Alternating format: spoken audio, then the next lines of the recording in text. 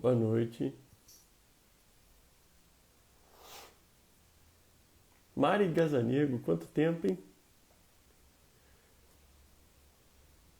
Boa noite a todos. Gabriel Dionísio, meu amigo, todo mundo. Boa noite, prazer. Estou aguardando aqui o professor Rodrigo Luz.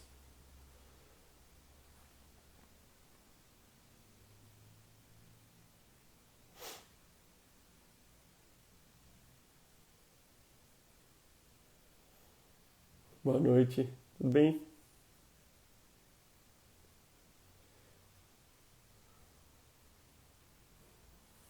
Esse boa noite, irmão ali, imagino que seja o Bruno. Boa noite, Kenan, satisfação. Obrigado aí pela participação de novo, pessoal. Esse é um caso do Rodrigo, meu staff e de tantas pessoas aqui, né, lá do Antônio Pedro e de tantos outros lugares. Só vou aguardar ele entrar aqui para a gente poder começar. Massinha estava falando comigo agora. O áudio tá bom, né, pessoal? Acho que não precisa testar que tá dando todo mundo jóia. A Fanny tá aqui do meu lado. Doutora Monique, satisfação.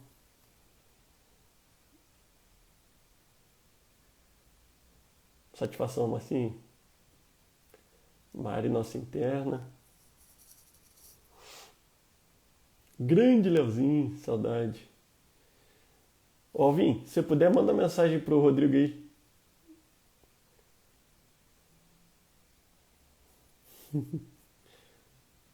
Vou começar a discutir sem ele. Ele tava chegando em casa, coitado, tava chegando correndo, ele me falou que ia ajeitar as coisas, mas já tava entrando. Deixa eu ver se eu consigo mandar uma mensagem aqui pra ele.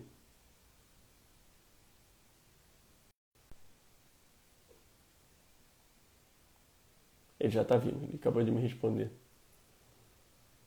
E aí, Kinan, quanto tempo, hein? Belly também tá em São Paulo. Francisco, Monique. Grande Rodrigão entrou.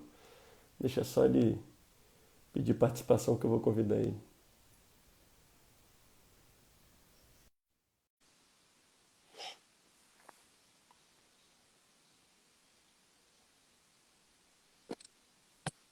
Grande Rodrigão. Fala, beleza? Boa noite, meu amigo. Tá Então, barbudo? é a Mais que o quarentena. normal. Tirar a Aqui. barba evitou Covid, aí eu fiquei revoltado. Aqui. Obrigado de novo por estar participando com a gente, tá, meu amigo? E por ter trazido esse caso tão interessante, viu, Rodrigo? E não só o caso riquíssimo que você mandou, como as fotos também, que depois a gente pode dar. Que é sempre bom, né? Se você sempre puxou muito a gente para esse lado de saber, Uhum, ter senso e discutir imagem, que é uma coisa importante também, né, meu amigo? A gente já uhum. sabe o que esperar, né? Bom, é, você quer esperar alguma coisa, Rodrigo? Quer começar passando o caso? Como você preferir. Não, vambora. Então vamos embora. Você quer resumir o caso? Quer que eu fale? Você que manda. Se você quiser, como caso você que acompanha dar uma resumida, pode começar, por favor, Rodrigo. Então, eu vou contar como que aconteceu, né? Nem sempre o texto demonstra bem como que aconteceu, mas a ideia é mostrar totalmente a realidade, né? Não montar um caso clínico, né, para ser discutido. Então, é a realidade total. Essa paciente eu vi ela na enfermaria, eu não vi ela na emergência. Ela subiu para a enfermaria depois de uma avaliação de emergência, quando ela chegou com um edema no membro superior esquerdo e um edema na região cervical, mais evidente na região supraclavicular propriamente. Era um edema doloroso, um edema firme, mas que não se palpava nenhuma estrutura nessa região supraclavicular, nem na axila. E ela já tinha umas 48 horas que tinha chegado na emergência e ela mesma dizia que estava melhor evolutivamente. E era visível a veia jugular externa dela, uma dilatação da veia jugular externa fixa, que não variava em nenhuma posição e se mantinha mesmo a 90 graus. E o restante do exame clínico dela, a gente observava um baço bastante aumentado, uns 7 centímetros palpável abaixo do rebordo costal esquerdo, e sem ascite, sem outras complicações da cirrose evidentes. E aí foi confirmado, né, o diagnóstico de uma trombose na veia bracocefálica esquerda, com extensão até a veia axilar e braquial, uma trombose extensa, sem nenhum fator ali compressivo que explicasse isso. E logo a primeira coisa que vem na cabeça, numa trombose não provocada, principalmente o membro superior, é neoplasia, né? Eu acho que qualquer enfermaria de clínica médica dos últimos 10 anos, a gente pensa muito em neoplasia nesses casos de trombose. Então, foi feita uma tomografia de tórax, de abdômen, né? Nesse mesmo exame que diagnosticou a trombose na região cervical, e ela apresentava nesse exame uma trombose crônica da veia porta, já com uma transformação cavernomatosa, e um fígado sem nódulo, um baço também homogêneo, ausência de linfonodomegalia, e uma lesão na topografia do anexo esquerdo, que tinha um componente sólido, que realçava com contraste, e um componente cisco, uma lesão que media uns 8 centímetros, 7 centímetros, por aí. Mas não tinha nenhuma adenomegalia regional, nada assim para ajudar. E a gente não sabia quanto tempo que ela poderia ter essa lesão no anexo, que já tinha muito tempo que ela não fazia ultrassom abdominal para rastreio ginecológico. E aí, em seguida, foram mostrar os exames de sangue dela para mim, e uma paciente com baço de 20 centímetros tinha mais de 300 mil plaquetas. E aí isso, na mesma hora, me incomodou, né? E eu procurei alguma resposta e demorou muito, né? Deu muito trabalho. Acho que essa busca a gente tem que ter sempre, né? A gente não pode parar na primeira explicação, no mais simples. Então, eu peguei todos os prontuários da doente, tentei, primeira coisa, saber desde quando. E aí, desde sempre. Desde a primeira consulta dela no hospital, ela tinha uma plaqueta nessa faixa. E aí, depois eu procurei saber quando que foi a trombose na veia porta, etc e tal. E aí? Quer que eu Não, conte mais? não. Acho que tá ótimo, Rodrigo. É, Revisando ali o prontuário, que a gente deixou isso também exposto para o pessoal que você mandou para a gente, ajudou muito.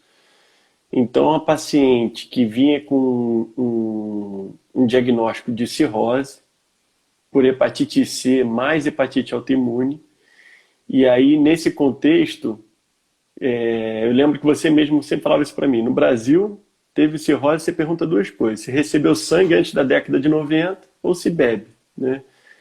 Somando essas duas etiologias, que é o vírus C com transfusão antes da década de 90, que ela teve num parto complicado, se não me engano, e é ali que ela deve ter pego o vírus da hepatite C, álcool e agora somada a doença hepática gordurosa são as principais causas de cirrose.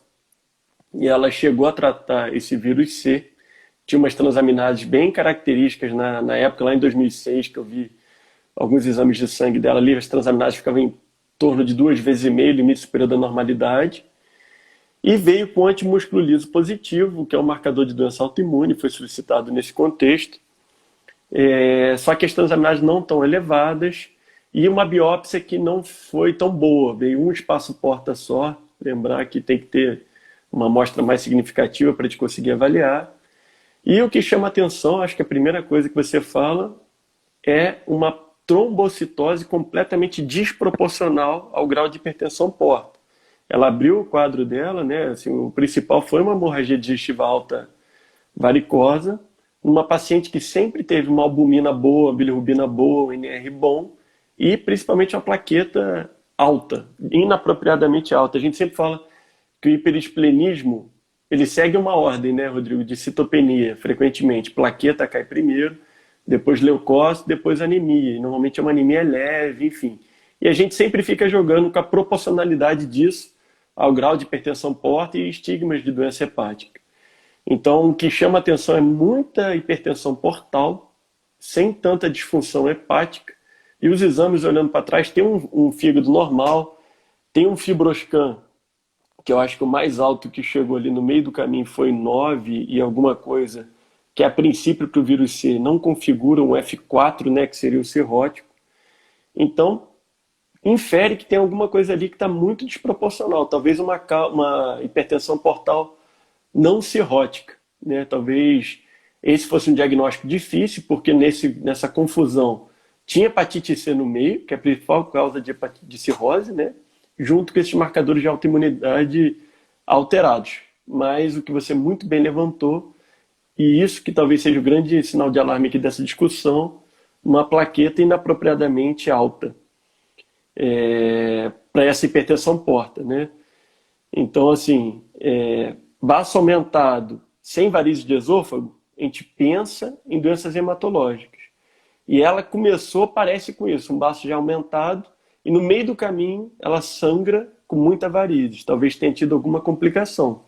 Então acende uma luz aí pra gente de investigação. Eu acho que, eu não sei se eu falei muito aqui, mas é um diagnóstico difícil, mas certamente o que tem que chamar atenção nesse caso é muita plaqueta para essa hipertensão porta completamente desproporcional, né? E ela não tinha uma inflamação, pelo menos não tinha nenhuma doença assim, em franca inflamação, câncer em atividade, qualquer coisa que pensasse em trombocitose reacional, uma anemia ferropriva, enfim, alguma outra causa. Então, baço aumentado, com plaqueta aumentada, a gente tem que acender a luz para algumas patologias. E aí ela me vem com um diagnóstico de trombose venosa extensa em sítio venoso não comum, né, de braço e região cervical. E no prontuário, o último item da revisão, bota que ela já teve uma TVP não contextualizada, se eu não me engano, lá atrás, onde não foi investigado, pelo menos em prontuário, causas de trombofilia e outras causas que pudessem inferir, né, trombose.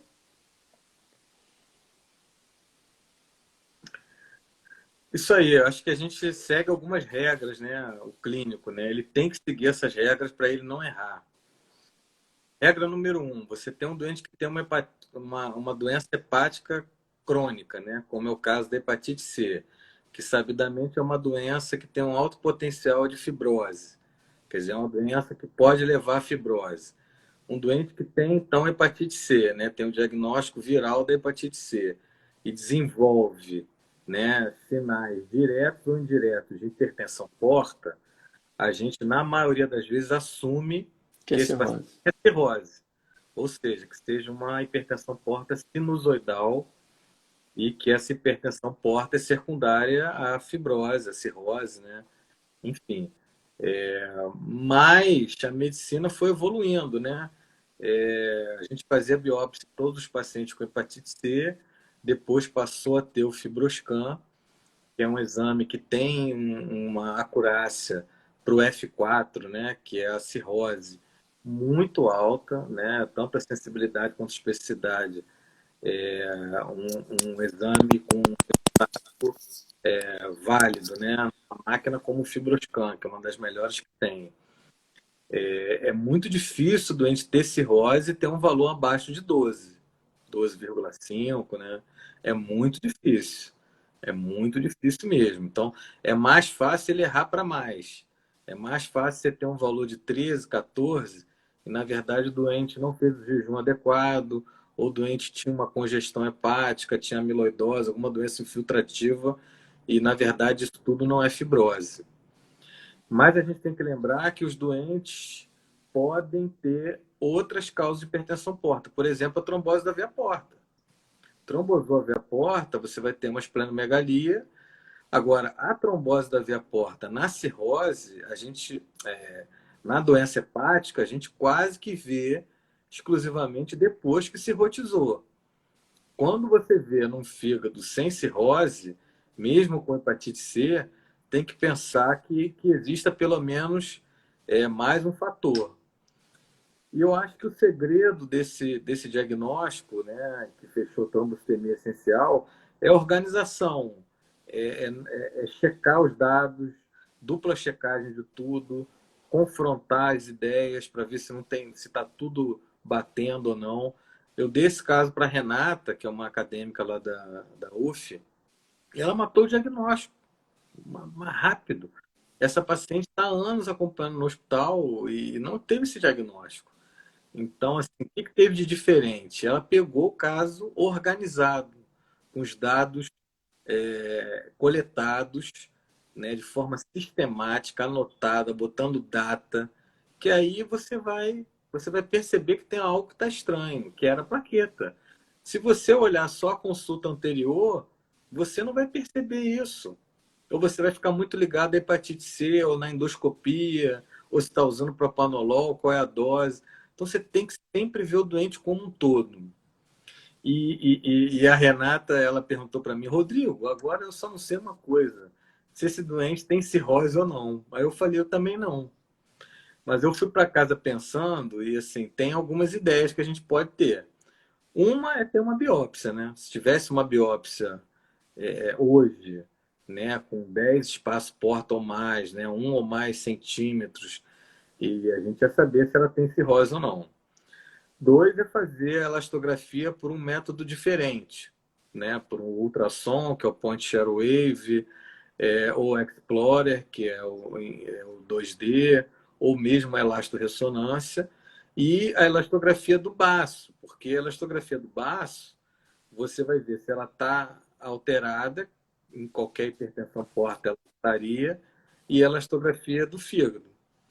Agora, mais interessante do que a biópsia e do que a elastografia seria a medida do gradiente portal.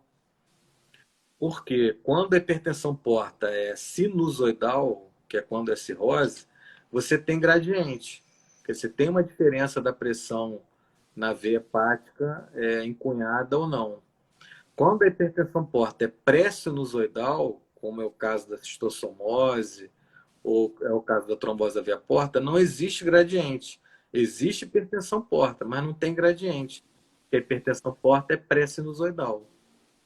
Então, se a gente medisse o gradiente dessa doente, provavelmente, se a hipertensão porta dela é secundária à trombose de veia porta, o gradiente dela vai ser normal, ou seja, menor do que 6, 5, por aí. Se ela tem gradiente, ela deve ter cirrose. E aí, o que muda é, né, em termos práticos, né? Que é um doente com risco de CHC, que você vai ter que rastrear e que pode ter uma evolução pior aí dessa doença. Mas ela tem trombocitemia essencial e agora o tratamento é anticoagulante. Então, assim, Rodrigo, perfeito. Renato, você ouviu que ela falou que está aqui. Ele levantou sua bola pra caramba, discutindo comigo o caso. E, de fato, um paciente que tem esplenomegalia com muita plaqueta, só isso, está inapropriado. Tem que pensar entre as síndromes mieloproliferativas a trombocitemia essencial. E aí, quando você. Pode falar, pode falar. Não precisa de muita plaqueta, não. Tem um, Exatamente. tem um autor de doença vascular do fígado, que é o.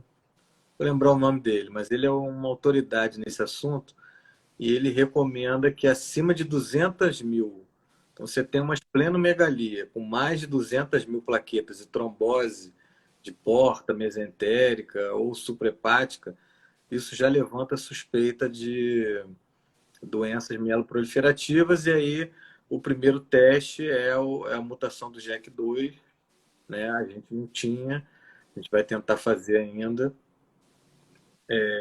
Tem uma outra mutação que eu esqueci, que é bem mais rara, mas você ainda pode fazer também no exame de sangue. Uhum. E, e aí a biópsia de medula é quando fica a dúvida ou quando o teste não é disponível. Então, acho que é isso. Calreticulina, acho que é o teste. Então, baço aumentado, seja a etiologia qual for, com uma plaqueta inapropriadamente normal ou alta, né, acima de 200 mil, que o Rodrigo levantou esse corte, tem que pensar em alguma doença que esteja produzindo muita plaqueta, né? E aí vem junto, somado a isso, fenômenos trombóticos, então talvez lá atrás tenha sido uma trombose de porta, que tenha feito muita hipertensão portal. Quando a gente fala hipertensão portal desproporcional, é justamente isso. Varizes de esôfago pra caramba, muito baço, sem muita ascite, sem muita disfunção sintética hepática, sem achados de hepatopatia crônica. É importante a gente pensar nesse diagnóstico diferencial, né? Então, assim, somando, é uma mulher que transfundiu antes da década de 90, tinha vírus C, aparentemente não evolui com uma fibrose avançada, tem uma fibrosca normal, já tinha um baço aumentado desde o início e complica com a hemorragia digestiva, talvez por trombose de veia porta nesse contexto de trombocitemia essencial. E aí, tardiamente, faz fenômenos trombóticos à distância. Tanto da safena, se eu não me engano, e agora com esse grande vaso de subclave, enfim. E aí, o primeiro passo é o que o Rodrigo falou, ir atrás das mutações mais comuns, principalmente o JAK2. Se eu não me engano, você mesmo, uma vez a gente teve um caso que a gente mandou para o INCA, não sei onde é que está fazendo, e o que vocês fizeram, que você já me enviou, que foi a biópsia de medula, né, que vem sugestivo de doença mieloproliferativa, ou seja, uma doença que aumenta as formas maturas da série mieloide, né, tem algumas delas, mas já estava sugerindo trombocitemia essencial porque tinha aumento dos megacariócitos, enfim. Então, eu acho que é um caso muito rico, que a gente consegue ver a diferenciação de um paciente com cirrose propriamente dito, e é difícil, né, porque já tinha vírus C, que a gente sempre pensa em cirrose, e doenças mieloproliferativas, a trombocitemia no caso, né? Então, eu acho que é um caso muito ilustrativo. Sempre lembrem disso, hiperesplenismo, o Rodrigo sabe disso na prática, é justamente isso, plaqueta mais baixa. Eu sempre falo isso com os internos.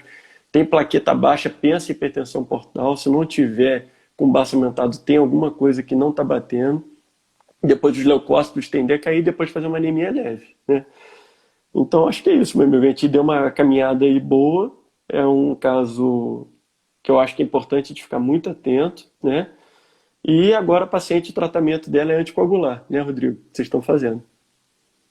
Eu acho que tá bom, né? A gente falou tudo. Agora eu queria falar só duas coisas aqui que Por passaram pela minha favor. voz. Claro, por favor. Então, é uma frase assim que eu montei. A frase é o seguinte: nem toda esplenomegalia é cirrose e nem toda esplenomegalia na cirrose é da cirrose.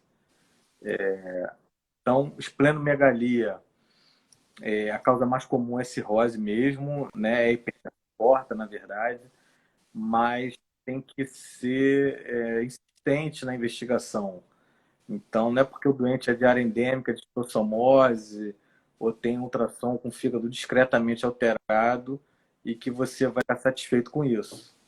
Então, eu já vi vários casos, esplenomegalia, às vezes, demora a gente fechar o diagnóstico, às vezes só sai em esplenectomia, e se você parar logo na primeira alteração e achar que está bom, o doente não vai ter o diagnóstico rapidamente. Então, isso é em relação a uma esplenomegalia.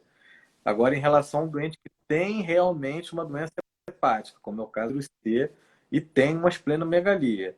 Quando essa esplenomegalia for muito intensa, a não ser que seja criança, adolescente, abre o olho. Ou ele tem uma trombose da veia porta ou da veia esplênica, ou tem alguma coisa estranha. Tá? A maioria dos doentes com cirrose, seja viral, seja metabólica, né, alcoólica, não tem um baço tão grande assim. Eu lembro de um caso inesquecível de uma mulher que eu vi no ambulatório com hepatite C também, e tinha já um fígado de aspecto cirrótico, mas tinha um baço muito grande, um baço que ia na fossa ilíaca, que me chamou muita atenção no exame clínico. Eu que estava ali há anos vendo paciente com hepatite C, com cirrose, e aquilo eu não via casos muito parecidos. E eu fui atrás, convenci os hematologistas a me ajudarem, e o diagnóstico era de um linfoma, até porque hepatite C tem associação forte com linfoma, existe Uhum. uma primária associada ao vírus C. Então, essa é a outra regra, então, que eu entendi agora, de nem toda esplenomegalia no doente hepatopata crônico é hipertensão porta da cirrose. Pode ser uma trombose, pode ser uma doença, e no caso dessa doença, maravilhoso, não só tinha trombose da via porta, como a própria trombocitomia, que também é um caso de é uma causa de esplenomegalia. Perfeito. Então, esse caso é muito rico, é um caso para treinar, falar, discutir, olhar. E acho que a live não contribui tanto. Ele é um caso para. E é um caso verdadeiro, né? É um caso que, com simplicidade, eu não pedi nenhum exame sofisticado para ela. Só pedi alguns exames de imagem, uma biópsia de medula óssea e acabou. E anos de doença, a resposta saiu. É isso. Acho que Perfeito, Rodrigo. Então, acho que você fechou com chave de ouro. Até tem um professor nosso que sempre fala também, esplenomegalia sem varizes de esôfago, pensa em doenças infecciosas e hematológicas. Esplenomegalia com varizes de esôfago, proporcional àquilo, pensa na própria hipertensão portal. E agora o Rodrigo levantou essa bola. Tem um baço muito grande, tem algumas etiologias que fazem isso. Então, abrir os olhos. E o outro sinal aqui que eu gostaria de chamar a atenção tem esplenomegalia, esperem plaqueta baixo. Não está baixo, vão atrás de possíveis diagnósticos diferenciais. Então, acho que o Rodrigo levantou a bola aí, me chamou a atenção muito bem. Te agradeço de novo, meu amigo. Obrigado pela participação, por estar junto e por ajudar sempre tanto a gente. E o pessoal tendo alguma dúvida nas imagens, pode mandar. Não sei se você quer falar alguma coisa, mas ali é basicamente a tomografia contrastada, mostrando, né, a trombose extensa ali. Eu acho que está pegando ali a jugular, tem um baço gigantesco, né? Muito grande. Ali naquele corte coronal dá para ter uma noção boa do tamanho do baço dessa paciente. E acho que é isso, né, Rodrigo? é. É isso aí, de tratamento, assim, hoje está aumentando o tratamento endovascular desses doentes, né? Mesmo porque ali ela fez uma boa colateralização, né? Então ela tem talvez uma facilidade para puncionar essas colaterais, realizar ver a porta por via endovascular. Eles usam balão, né? Vão dilatando e depois colocam TIPS. Então isso protegeria ela contra as consequências da hipertensão porta, né? E, e isso é factível. Depois ela ficaria anticoagulada, com certeza. Perfeito. Então, isso também ajudaria, talvez, essas varizes murcharem, né? E aí você também anticoagular ela com mais tranquilidade. Isso aí. Ou anticoagula e depois programa de ligar, aí vai ter que parar a anticoagulação, liga as varizes e depois segue o tratamento anticoagulante. É isso. E hipertensão porta não cirrótica, ficar atento com três coisas, né? O Rodrigo já falou a principal, que é hemorragia varicosa, né, com as varizes de esôfago, fazendo a profilaxia primária ou secundária, essa é a indicação, enfim. A plaquetopenia, aquele paciente que fica muito plaquetopênico, propício a sangrar. E a terceira complicação que a gente não lembra tanto, que eventualmente vale a pena pedir, é a biliopatia portal, justamente por essa colateralização toda, pode fazer uma compressão ali da via biliar, aumento das enzimas canaliculares. Eu acho que são as três coisas. E aí, definir se vai anticoagular ou não, a gente não vai entrar nesse mérito agora, mas só pelo fato de ela ter trombocitemia e naturalmente uma trombose à distância, não, é indiscutível que tenha que anticoagular. Rodrigo, tem uma pergunta aqui, se você não se incomodar, eu vou jogar aqui e a gente responde junto. É do Felipe Medauá. Esplenectomia para reduzir hipertensão porta e risco de hemorragia digestiva alta. Valeria a pena frente a altíssimo risco tromboembólico pós-operatório? Você quer responder? Cara, é assim, Pelo amor de Deus, não pode tirar o baço dessa paciente. Ela já tem 500 mil plaquetas com baço. Se você tirar o baço, vai para quanto? Vai para mais de 1 milhão. Ela vai trombosar tudo quanto é parte do corpo. E isso vai trombosar mais ainda ver a porta dela, esplênica, mesentérica. Então só tem malefício. Sem contar que é uma senhora, né, de idade, uma esplenectomia não é uma cirurgia tão pequena assim. O que eu queria saber aí, devolver a pergunta para esse doutor, é em relação à lesão do ovário. O que ele quer fazer? E aí você responde por ele, Badinho. Pois é, tem essa imagem, se eu não me engano, é um aumento do ovário com componente sólido. Difícil, Rodrigo. É uma paciente que tem hipertensão porta, que não é uma paciente tão simples de abordar. Eu, honestamente, não ficaria muito satisfeito só com a imagem. Talvez tenha que intervir, enfim, pedir alguma coisa ali. Eu acho que eu acabaria chamando a gineco e biopsiando, retirando o ovário, enfim. Não Não, sei.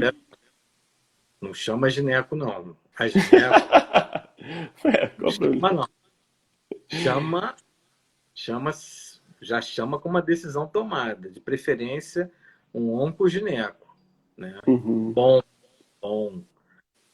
Lembrar que o CA-125 pode estar aumentado só por conta das CIT, né? O É, peritônio produz o CA-125. Agora, a uhum, gente tem que assumir fortemente que essa lesão é muito suspeita. Uma uhum, senhora, pós-menopausa, uma lesão no ovário unilateral grande, você tem que suspeitar de neoplasia. Suspeitou de neoplasia, opera. Tem que uhum. operar. Não Não tem vai ter jeito. jeito, né? A ideia E essa é 1 mês de anticoagulação, ou perto disso.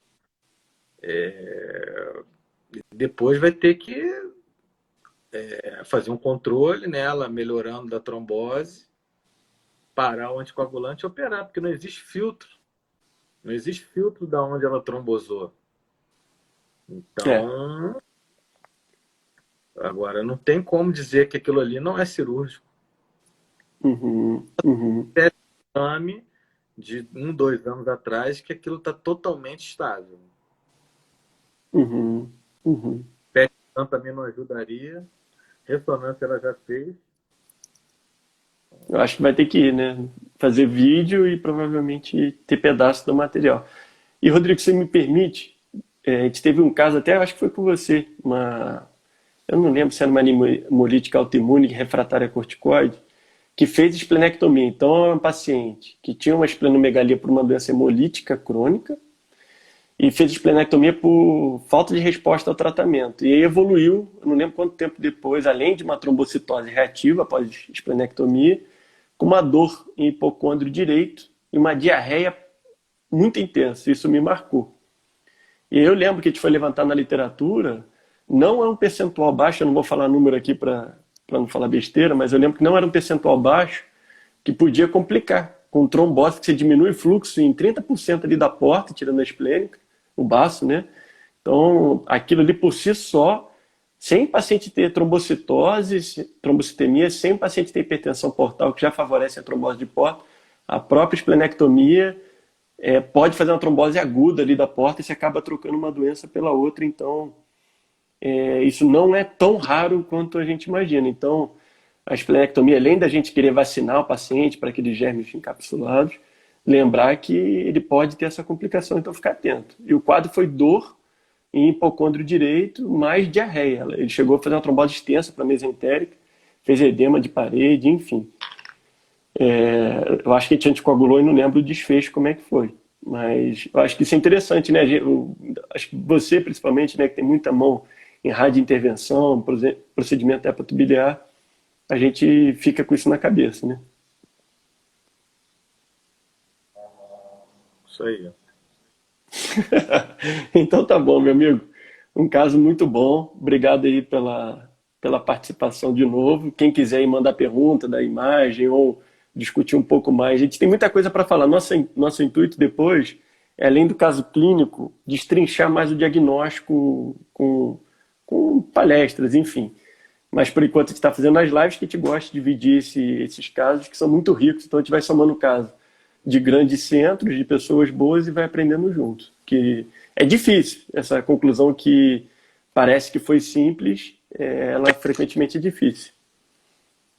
Então não esquecer de antes de sair pedindo um monte de coisa, fazer uma boa revisão de prontuário, né, meu amigo?